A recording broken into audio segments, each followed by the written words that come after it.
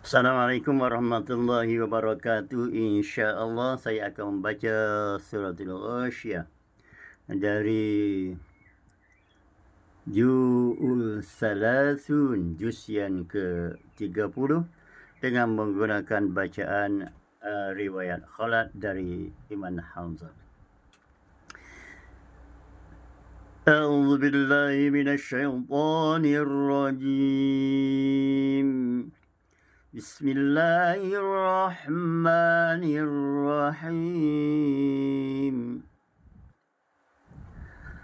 Hal atika hadisul ghashiyah wujuhun yawma'idhin khashiyah amilatun nasibah تصلي نارا حامية تسقي من عين آنية تسقي من عين آنية ليس لهم طعام إلا من ضريع لا يسمن ولا يغني من جوع وجوه يومئذ ناعمة لسعيها راضية في جنة عالية لا تسمع فيها لاغية فيها عين جارية فيها سرر مرفوعة وأكواب موضوعة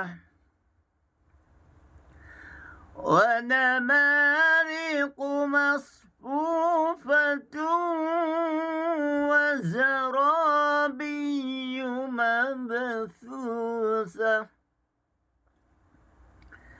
أفلا ينظرون إلى الإبل كيف خلقت أفلا ينظرون إلى الإبل كيف خلقت وإلى السماء كيف رفعت وإلى الجبال كيف نصبت وإلى الأرض كيف سطحت وإلى الأرض كيف سطحت فذكر إنما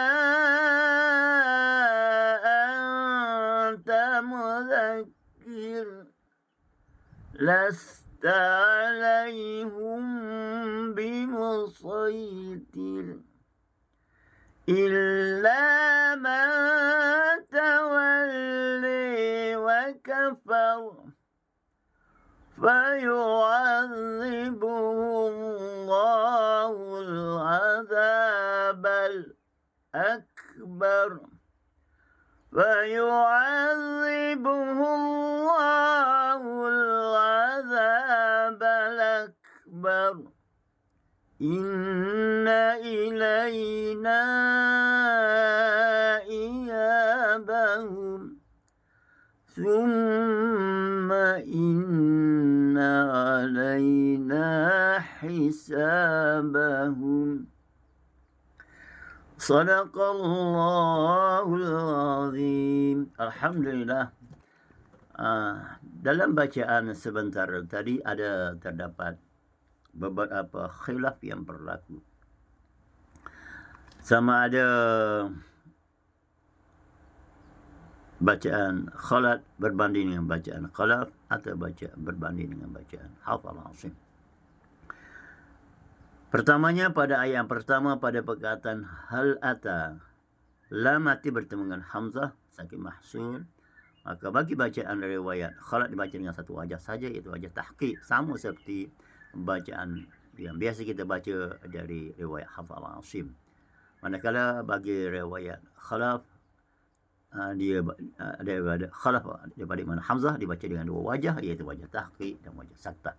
Saktah ialah kita berhenti seketika dalam sekadar dua harakat dan menyambung bacaan, meneruskan bacaan dalam nafas yang sama. Dan bagi kalimah atika, bagi bacaan qiraat Hamzah, khalaf dan khalat dibaca dengan imalah. Atika, hal atika hadisul ghasyiyah. Pada yang kedua, tanwin bertemu dengan ya. Wujuhun yawma idzin khasyi'ah.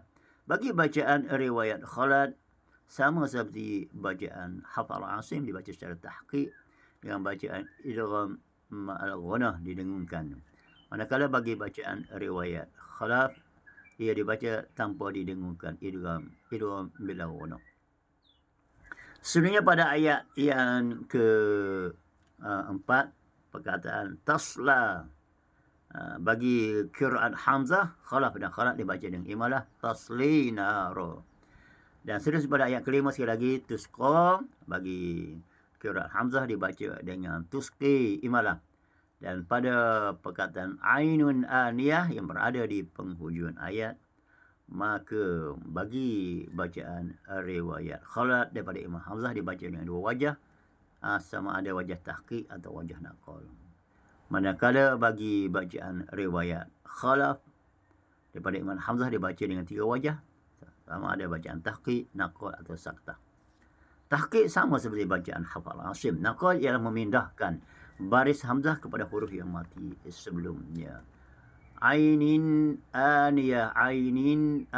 Dalam tanwin sebenarnya terdapat nun yang mati. Jadi naqalnya baris Hamzah dipindah kepada nun yang mati. Aininaniyah. Pada ayat yang ke-6 terdapat sekali lagi tanwin bertemu dengan hamzah sakin mahsul, huruf yang mati bertemu dengan hamzah. Maka bagi bacaan riwayat khalat dibaca dengan satu wajah saja, iaitu wajah tahqiq, sama seperti bacaan hafal asim. Manakala riwayat khalaf daripada Imam Hamzah dibaca dengan dua wajah, sama ada wajah tahqiq atau wajah saktah. Seterusnya pada ayat yang ke-7 sekali lagi bertemu dengan tanwin yang bertemu dengan ya. Wujuhun yawma idzin na'imah. Seperti yang nyatakan tadi, bagi bacaan khalat dibaca dengan tahqiq, sama seperti bacaan hafal asim dengan bacaan dibaca secara idgham ma'al ghunnah, dimasukkan didengungkan. Wujuhun yawma idzin na'imah. Manakala bacaan riwayat khalaf daripada Imam Hamzah, ianya dibaca dengan idgham bila ghunnah. Idgham bila ghunnah tidak didengungkan. Dan seterusnya pada ayat yang ke-17, ilal ibili kaifa khuliqat. Alif lam yang bertemu dengan hamzah, alif lam yang bertemu hanya dengan hamzah yang berada bukan di penghujung ayat, maka bagi bacaan riwayat khalat daripada Imam Hamzah dibaca dengan wajah yang pertama, wajah saktah, iaitu berhenti seketika dan kadar dua harakat dan menyambung bacaan dan nafas yang sama. Sama seperti bacaan riwayat khalat dengan bacaan saktah, tetapi bagi bacaan khalat ada satu wajah lagi, iaitu wajah tahqiq, dibaca sama seperti riwayat hafal asim. Seterusnya pada sekali lagi bertemu pada alif lam yang bertemu dengan hamzah pada ayat yang ke-20 yang berada bukan di penghujung ayat, maka alif lam bertemu dengan hamzah ini bagi riwayat khalat dibaca dengan dua wajah, sama ada wajah saktah atau wajah tahqiq, manakala riwayat khalaf dibaca dengan wajah saktah sahaja. Dan pada ayat yang ke-21, fazakir innama, saking mahsul huruf yang mati bertemu dengan hamzah, maka bagi bacaan riwayat khalat dibaca dengan satu wajah saja, wajah tahqiq, sama seperti bacaan Hafs Asim. Dan bagi bacaan riwayat khalaf dibaca dengan dua wajah, sama ada tahqiq ataupun saktah. Dan pada ayat yang ke-22, perkataan alaihim, bagi qiraat hamzah dianya dibaca ha di baris hadapan kau, dengan alaihim kepada alaihum. Dan perkataan bimusaitir, bagi bacaan riwayat khalat dibaca secara tahqiq bimusaitir, sama Hafs Asim. Tapi bagi bacaan riwayat khalaf daripada Imam Hamzah, ianya dibaca secara ishmam bimuzaitir. Dan pada ayat yang ke-23, perkataan tawalla, bagi qiraat Hamzah, khalaf dan khalaf dibaca dengan imadah tawalli wa kafar, illa man tawalli wa kafar. Dan akhir sekali pada ayat yang ke-24, alif lam bertemu dengan hamzah yang berada di penghujung ayat sebelum waqaf, maka perkataan al-adab al-akbar ini, al-akbar dibaca dengan dua wajah oleh qiraat hamzah, riwayat khalat atau khalaf dengan bacaan dengan wajah saktah atau wajah naqal. Fa yu'adzibuhu Allahu al-'adzab al-akbar ataupun al-'adzab al-akbar. Sadaqallahul azim. Alhamdulillah.